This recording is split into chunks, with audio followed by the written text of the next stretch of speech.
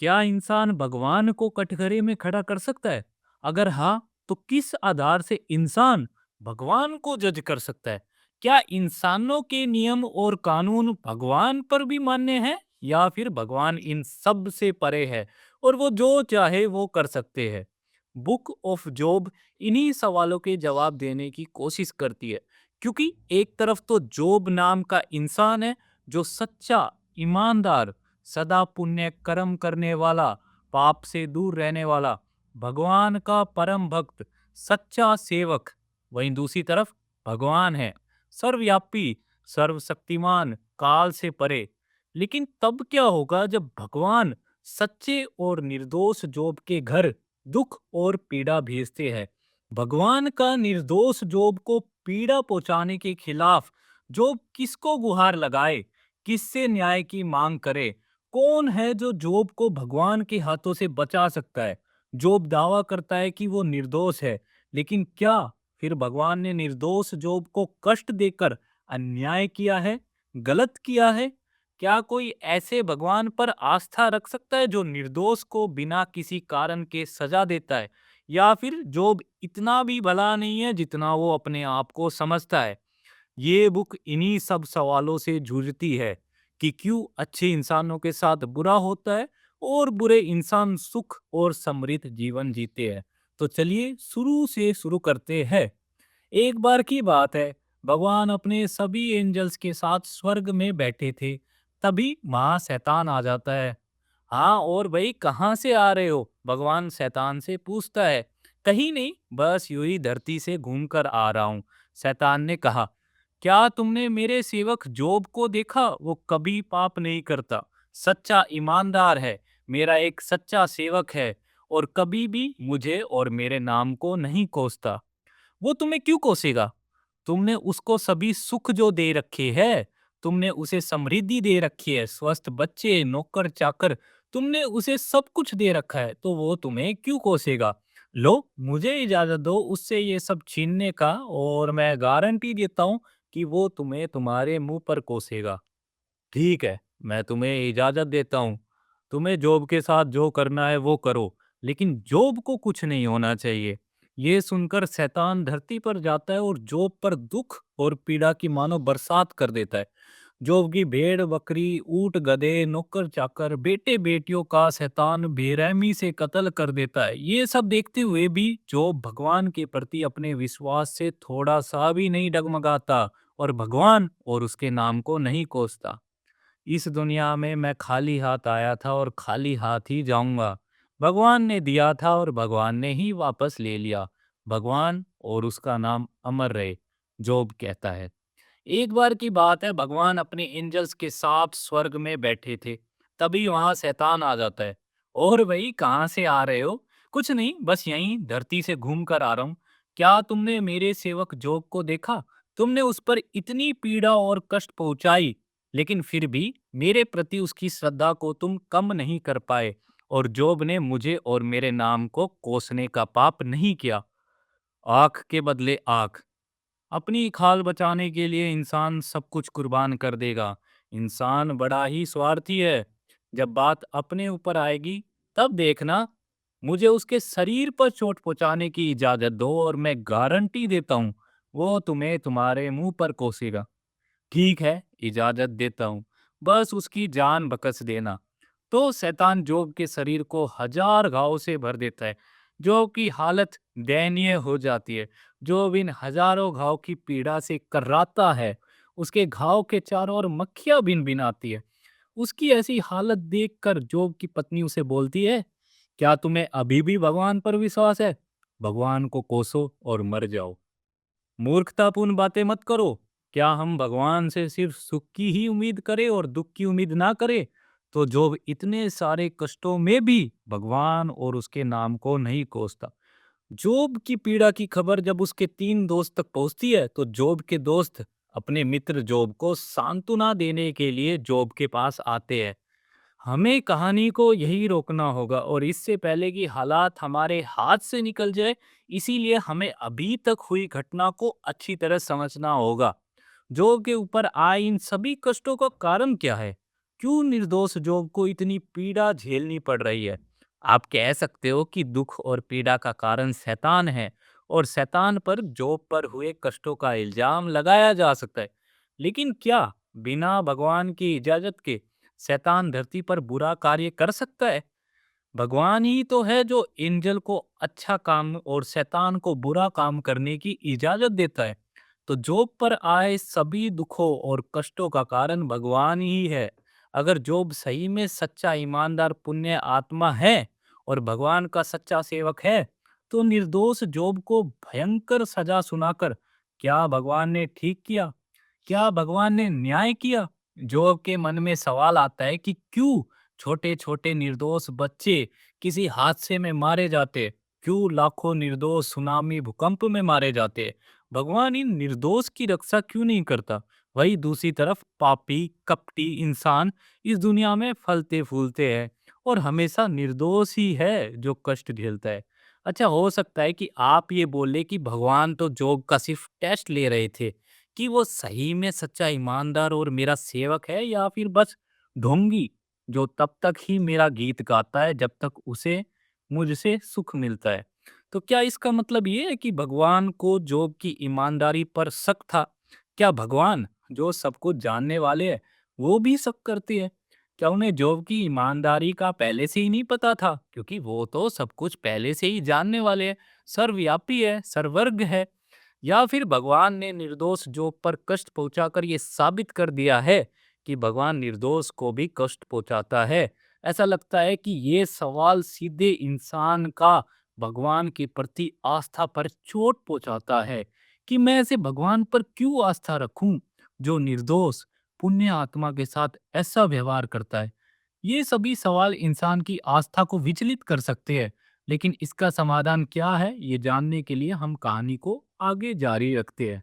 अब जोब के दोस्त जोब को सांत्वना देने की कोशिश करते हैं। वे जोब की पीड़ा का कारण ढूंढने की कोशिश करते हैं। ऑफ कोर्स खोट किस में है, भगवान में या जोब में? किसके ऊपर इन सभी दुख और कष्टों का ब्लेम डाला जाए, भगवान पर या जोब पर? बात जब दोनों में से किसी को दोषी चुनने की आती है तो जाहिर सी बात है जॉब के दोस्त जॉब को ही दोषी बताते हैं और वो जॉब के ऊपर हो रहे कष्टों का कारण भी देते हैं। एक दोस्त तो जॉब को डायरेक्टली बोलता है कि देख भाई, जॉब तूने पाप किया है, तू हमें से तू हमसे छुपा रहा है, लेकिन तुझे भी पता है तूने कोई ना कोई तो पाप किया है। अपने पाप को स्वीकार कर और ये मान कि भगवान ने तुझे उसी पाप की सजा दी है। क्योंकि जो तुझे नहीं पता तू क्या बोल रहा है। अगर तू निर्दोष है तो क्या तू ये कहना चाह रहा है कि भगवान दोषी है? जो भगवान दोषी नहीं हो सकता वो भगवान है। अपनी गलती स्वीकार कर, देख हम तेरे दोस्त हैं, हम बुरा नहीं मानेंगे, पाप हो जाते हैं, बात को रफा दफा कर। लेकिन जोब अपनी बात पर अडिग रहता है। उसे अपने ऊपर पूरा विश्वास है कि मैंने पाप नहीं किया। दूसरा दोस्त दूसरा आर्गुमेंट लेकर आता है, शायद जो भी ये फैमिली इश्यू है, शायद जो तुमने पाप नहीं किया, शायद तुम्हारे घर में से किसी ने पाप किया है, शायद तुम्हारे किसी पूर्वज ने पाप किया है और शायद उन पापों की सजा तुम्हें मिल रही है। शायद पाप की सजा इंडिविजुअल की जगह कलेक्टिवली मिलती है। इस पर जो बोलता है कि मुझे दूसरों के पाप के बारे में तो नहीं पता, लेकिन मैंने पाप नहीं किया। तीसरा दोस्त तीसरा आर्गुमेंट लेकर आता है, शायद जो तुमने अनजाने में कोई पाप कर दिया है जिसके बारे में तुम्हें भी नहीं पता है। शायद उस अनजाने में किए हुए पाप की तुम्हें सजा मिल रही है। अपने दोस्त के इन सभी आर्गुमेंट को सुनकर कि भाई ये तो सभी मुझे ही दोषी बता रहे हैं, जोब अंदर से भर जाता है। जो बोलता है कि तुम इस अनजान पाप के सिद्धांत को इसीलिए लेकर आ रहे हो क्योंकि तुम भगवान को किसी लॉजिकल बॉक्स में बांधना चाहते हो। तुम भगवान को सही गलत की बेड़ियों में जकड़ना चाहते हो। तुम ये चीज नहीं समझ पा रहे कि भगवान की इच्छा आर्बिट्रेरी है, उनका कोई आधार नहीं है, वो मनमाने हैं। क्या भगवान अपनी इच्छा में मनमाने हैं? हमें कहानी को यही रोकना होगा। जोब ने कुछ दिल दहला देने वाली बातें की है और इन्हें यही समझना काफी जरूरी है। एक्चुअली यहाँ पर जो गलत भी नहीं है। मैंने बहुत साइंटिस्ट, पंडित, प्रीस्ट या फिर विद्वान ऐसे देखे जिन्होंने भगवान को अपने लॉजिकल माइंड से बांध रखा है।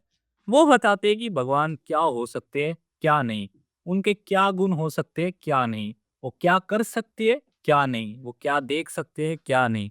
मेरा भगवान ऐसा है, ऐसा नहीं। इससे मुझे प्रभुपाद के द्वारा सुनाई एक कहानी याद आती है। आप भी सुनिएगा। एक बार नारद जी भगवान से मिलने के लिए वैकुंठ धाम जा रहे थे। रास्ते में नारद जी को एक शूद्र मिलता है। शूद्र नारद जी से पूछता है कि आप कहाँ जा रहे हो? कुछ नहीं, भगवान से मिलने जा रहा हूँ। अच्छा, जरा आप प्रभु से पूछिएगा कि मुक्ति कब होए। थोड़ा सा और दूर नारद जी को एक ब्राह्मण भी मिलते हैं। वो भी नारद जी से सेम सवाल पूछते हैं कि प्रभु से पूछिएगा मुक्ति कब होए। नारद जी वैकुंठ धाम पहुंचते हैं, प्रभु से प्रणाम करते हैं और बताते हैं कि कैसे रास्ते में उन्हें एक शूद्र और एक ब्राह्मण मिला। तो भगवान नारद जी से बोलते हैं कि देखो भाई, ब्राह्मण की तो मुक्ति में अभी टाइम है और शूद्र की मुक्ति इसी जन्म में हो जाएगी। नारद जी को भी आश्चर्य होता है कि भाई, शूद्र के विषय में प्रभु बोलते हैं इसी जन्म में हो जाएगा और ब्राह्मण को अभी टाइम है। अच्छा, जब नारद जी जाने के लिए प्रणाम ले रहे थे तब भगवान बोलते, अच्छा, अगर वो पूछे कि भगवान क्या कर रहे थे तो बोलना भगवान हाथी को सुई के एक छोर से दूसरी छोर को निकाल रहे थे। आते वक्त ब्राह्मण की नारद से मुलाकात होती है। ब्राह्मण पूछता है कि भगवान क्या कर रहे थे, तो नारद बताते हैं कि भगवान हाथी को बार बार सुई के एक छोर से दूसरे छोर की तरफ निकाल रहे थे। इस पर ब्राह्मण गुस्सा हो जाता है। वो कहता है, ये क्या अनाप शनाप बोलते हो? क्या ये कोई संभव वाली बात है क्या? सुई को एक छोर से दूसरे छोर पर निकालना। फिर शूद्र से नारद जी की मुलाकात होती है। वो भी यही सवाल पूछते हैं, भगवान क्या कर रहे थे? भगवान बार बार हाथी को सुई के एक छोर से दूसरे छोर की तरफ निकाल रहे थे।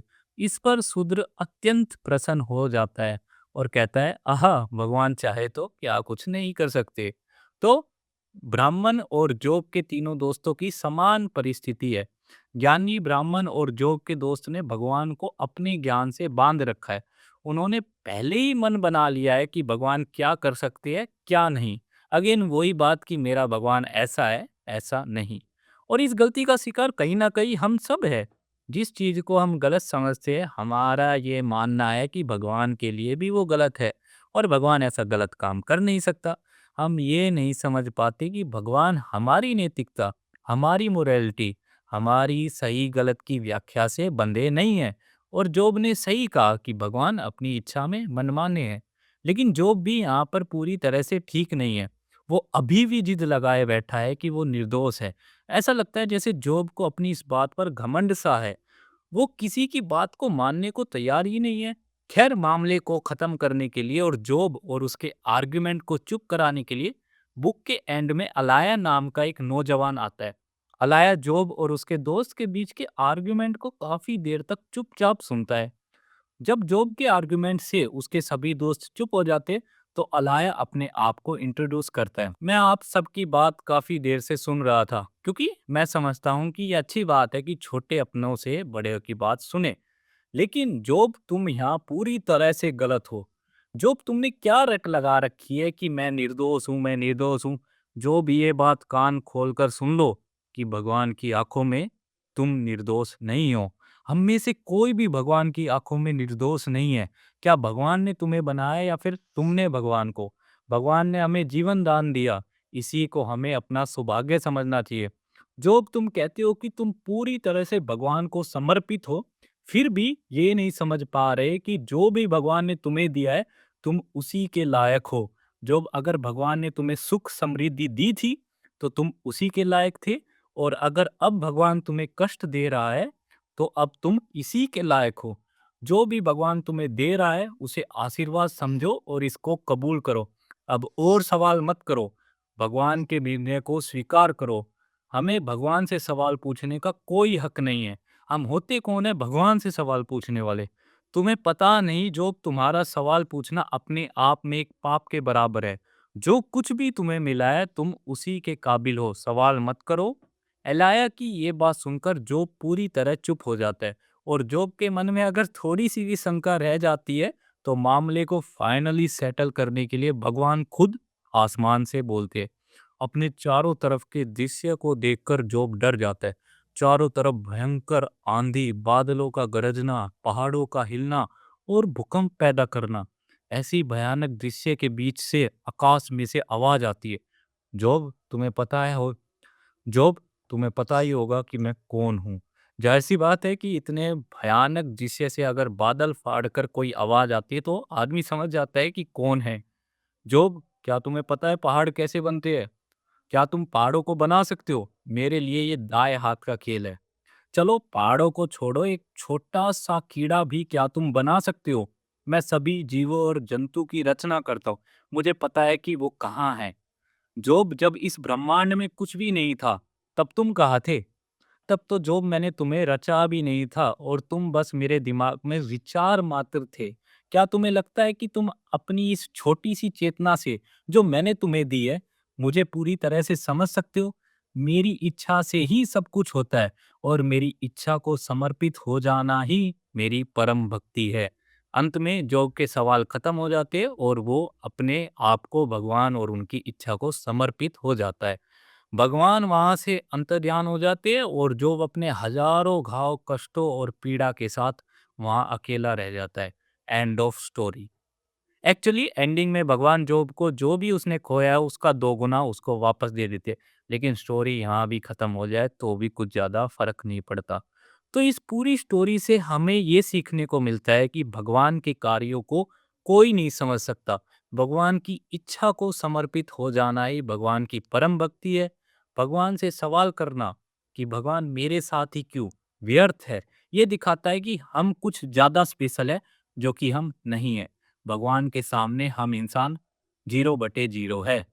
बुक ऑफ जॉब कहानी में जॉब के दोस्त और प्रभुपाद की कहानी में ब्राह्मण सब भगवान को अपने ज्ञान से बांधना चाहते थे, जबकि एलाया और शूद्र जानते हैं कि भगवान हमारे ज्ञान से नहीं बंधे हैं और कुछ भी कर सकते हैं। बुक ऑफ जॉब से हमें भगवान की पूर्णता के बारे में पता चलता है। जब मैं भगवान की पूर्णता की बात करता हूँ तो मुझे श्री कृष्ण के द्वारा अर्जुन को दिखाया हुआ विराट रूप याद आता है, जिसमें एक तरफ तो अर्जुन भगवान की ऐसी साइड को देखते हैं जो हम इंसानों के लिए अच्छी प्रतीत होती है। वही दूसरी तरफ भगवान की एक भयानक, डरा देने वाला दृश्य भी है, जिसके बारे में शायद हम इंसान भूल जाते। ये है भगवान की पूर्णता। जो इस पूर्णता को नहीं देख पाता और सिर्फ भगवान की अच्छी साइड को ही देख पाता है या फिर देखना चाहता है, वो सिर्फ आधे अधूरे सच तक ही पहुंच पाता है। और आधे अधूरे सच इंसान के लिए काफी खतरनाक है। जब मैं पूर्णता की बात करता हूँ तो मैं श्री कृष्ण की बात करता हूँ, जो एक तरफ तो सत्य का इस्तेमाल कर सकते हैं, तो वहीं दूसरी तरफ वो ही श्री कृष्ण झूठ, छलावे, धोखे का भी इस्तेमाल कर सकते हैं। और जो ये सोचता है कि नहीं, मेरा भगवान झूठ नहीं बोल सकता या फिर मेरा भगवान ये या वो नहीं कर सकता, वेल, तुम्हारा भगवान हकीकत से कोसों दूर है। भगवान पूर्ण है। अगर एक तरफ भगवान के हाथों में शंख कमल दिखाई देते हैं तो वहीं दूसरी तरफ वही भगवान शस्त्र को भी धारण करते हैं। तो ये वीडियो बुक ऑफ जॉब भगवान की पूर्णता के विषय में थी। शायद अगली वीडियो में मैं आंसर टू जॉब इंसान की पूर्णता के बारे में बात करूं, जिसका मेन मकसद इंसान की पूर्णता के बारे में होगा। इंसान के साथ स्टोरी थोड़ी सी डिफिकल्ट होगी, क्योंकि भगवान का कोई पड़ोसी नहीं है जिस पर सभी बुराई का ब्लेम डाला जा सके। वही इंसान के साथ स्टोरी थोड़ी सी डिफरेंट है, क्योंकि इंसान काफी चतुर है। जाहिर सी बात है कि सभी अच्छाई का कारण तो इंसान खुद है, लेकिन बुराई, आहा, बुराई का कारण वो नहीं, सभी बुराई का कारण तो उसका पड़ोसी है, दूसरे लोग हैं। ऐसे इंसान अपने आप से झूठ बोलता है और ये समझने को तैयार नहीं होता कि दूसरे की तरह उसके अंदर भी शैतान बसता है, उसके अंदर भी ये पूर्णता है। अगर इंसान ने इसे स्वीकार कर लिया कि उसके अंदर भी एक राक्षस बैठा है, तो वो अपने इस राक्षस का बेहतर इस्तेमाल कर सकेगा। क्योंकि जैसे दुनिया में से बुराई को खत्म नहीं किया जा सकता, वैसे ही अपने अंदर के राक्षस का भी दमन नहीं किया जा सकता। बस उसे स्वीकार करके उसको सही दिशा दी जा सकती है और एक पूर्ण इंसान बना जा सकता है। आफ्टर ऑल, अगर झूठ बोलना बुराई है तो क्या किसी परिस्थिति में झूठ बोलना सच बोलने से ज्यादा उत्तम नहीं है? एनीवे, ये सब विषय है अगली वीडियो का।